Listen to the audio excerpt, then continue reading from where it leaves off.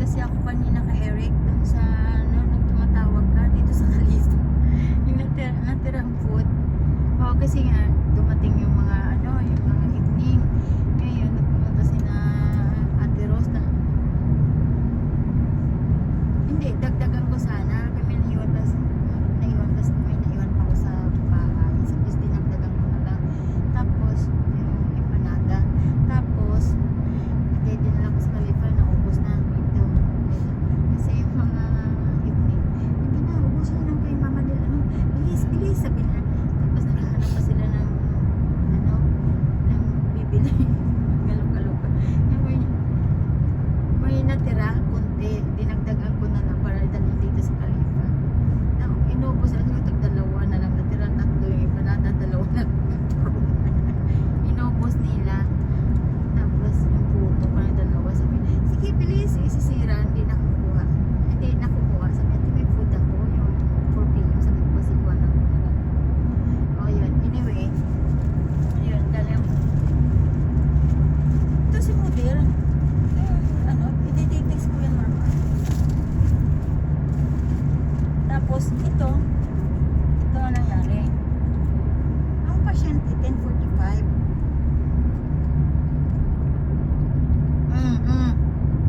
At that time, katatapos ko lang ng anomaly scan, 12, parang mga 12:40, mga ganon-ganon, tapos sa 12:40.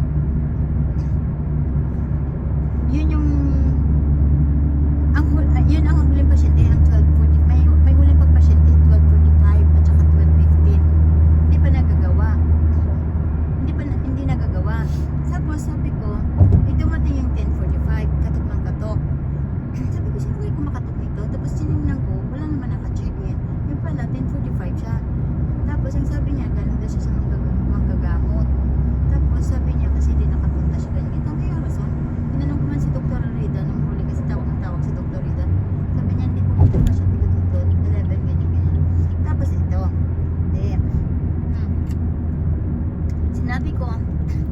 sinabi ko sa kanya, hindi pwede. Sabi ko, kasi sobrang late ka na. May darating na pasyente ko. May pasyente pa ako, 12:15 tsaka 12:45. So, nasa kalagitnaan ako, 12:40. Kasi possible yung 12:15, tatanggapin ko dahil wala pa yung ano, hindi pa yung 30, okay lang 30 minutes or more than, pwede ko tanggapin yun. Tapos yung 12:45, sabi ko, sabi niya, wala namang meeting dito, sabi niya itong pasyente. Sabi ko, wala nga, pero darating tong 12:45. Tsaka may 12:15, tapos ayaw niya. Tapos, sabi niya, ano daw, tapos sabi niya, maghihintay din daw talaga siya, maghihintay. Kasi, sabi ko, pwede mo naman yan, i-reappointment natin, pwede naman natin yan, sabi niya, paano bayad? Sabi ko, anong repeat? Chinik in nga siya, normal, na hindi man lang nag-ano sa akin. Hindi na pala, ay Diyos ko, ito, sila Nima. Di ganun, ang approach niya, nila Nima, di tinawag ko sila, kung may pasyente dito na, no? Tapos di ganun, sobrang late. Tapos sabi niya, sige, sabihan ko si Ate Lani. Di nung pumunta na ako doon kay, nung pumunta na si Nima, sabi niya, dito, hello ba ate? Ang approach niya. Hello ba ate? Ang approach niya, mama, pagpasok niya, hello ba ate? May nagre-reklamo sa'yo? Kaya sabi ko, alam ko, hindi ko kasalanan yun, di ba? Nakikita mo naman sa titik, hindi ko kasalanan yun. Di ba? Sinabi ko mag-close na kailangan niya pumunta sa manggagamot. O, alam mo lang, diniba niya. Kasi wala na siya rason, wala na sa lusot sa tapos sabi niya, wala ka namang pasyente, ba't hindi mo gagawin itong 10:45? Sabi niya sa akin, sabi ko lang, ba't darating yan? Yung 12:45, darating yung pasyente. Tapos yung boss, yung napunta ko siya sa doktor, kasi magkuklose na yun eh, which sabi niya, oo, kabayan. Sabi niya, may nagre-ring ang telepono niya. Sandali, may tumatawag, alam mo na to sila naman. Tapos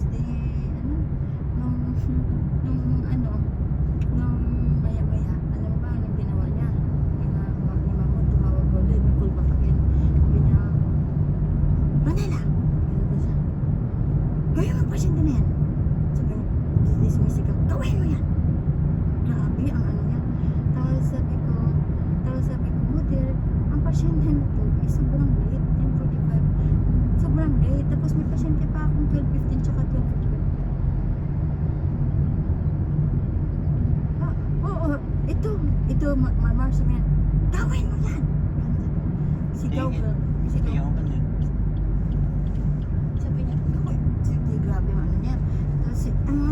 parang mapatid na yung ano niya, yung ugat niya. Tapos sabi ko sa kanya,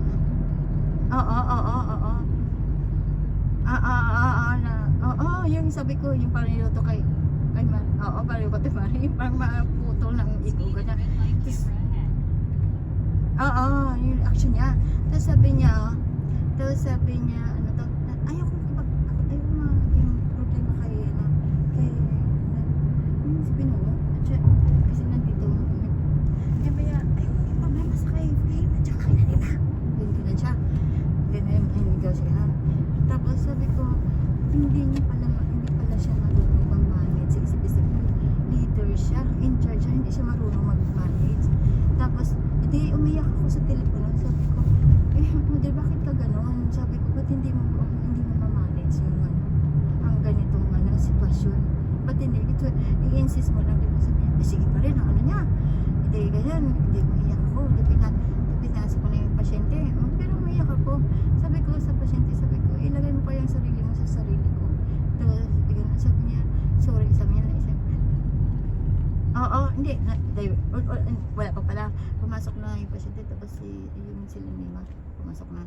Kasi, nag-bait-baitan, sabi niya, huwag ka magpasuri sa akin, sa kanya ka magpasuri, sa akin daw, sabi niya doon sa pasyente. Nag-bait-baitan, huwag ka magpasuri sa akin, sa kanya ka magpasuri. Tapos, pero tumutulo yung luha ko, sabi ko,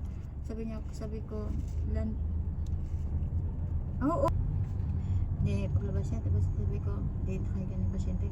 Sabi ko, sister, gawin ko ito para sa baby mo. Sabi ko, pero wag mo gawin to na ulit-ulitin na ganitong i-insist mo lang. Sabi ko, pero sabi ko, ilagay mo yung sarili mo sa sarili ko. Sabi niya, hindi, wag mo na lang, sabi niya, wag na lang daw, kasi umiiyak na daw ako. Sabi ko, no, it's okay, gawin ko to para sa baby mo. It's okay. Yan sabi ko. Tapos, ginawa ko, nakahiga na siya. Sabi niya, babae o lalaki. Iniinsist siya pa rin, babae, lalaki. Dahil ang gusto niya lang malaman ang babae o lalaki. Ay, hindi. Sabi ko, alam mo, gumagawa pa ako. Mamaya na ganun. Pero umiiyak ako habang nag-iis ka. Hanggang matapos, Marmar, naubos ang luha ko. Tapos, ganun. Tumawag daw, sabi ni Rachel, tumawag daw sa kanya. Tumawag, tapos galit na galit. Tapos sabi niya, bakit daw gusto ko umikot daw sa doon sa tapos dapat daw gawin. Sabi niya, model, hindi niya kasalanan yun. 10:45 yun, 2 hours na.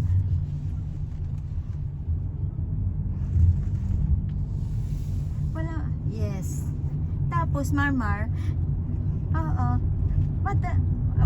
toxic. Tapos alam mo ba yung mental at saka yung emotional na grabing inano niya sa akin. Tapos, di ba? Ay! Dito tayo nga kilid lang na. Halika na, punta natin dun si Mamod. Diyan ba? Sa dinta? Doon. Straight brother? Oo. Straight only? Lagi na lang. Tapos, lagi na lang yun. Tapos, pwede yan naman maganon, sabihin niya na, sige, pagkatapos ni hindi, Marmar, hindi ganito dapat sabihin nila. Yung doktor dyan, sige, check mo nga muna.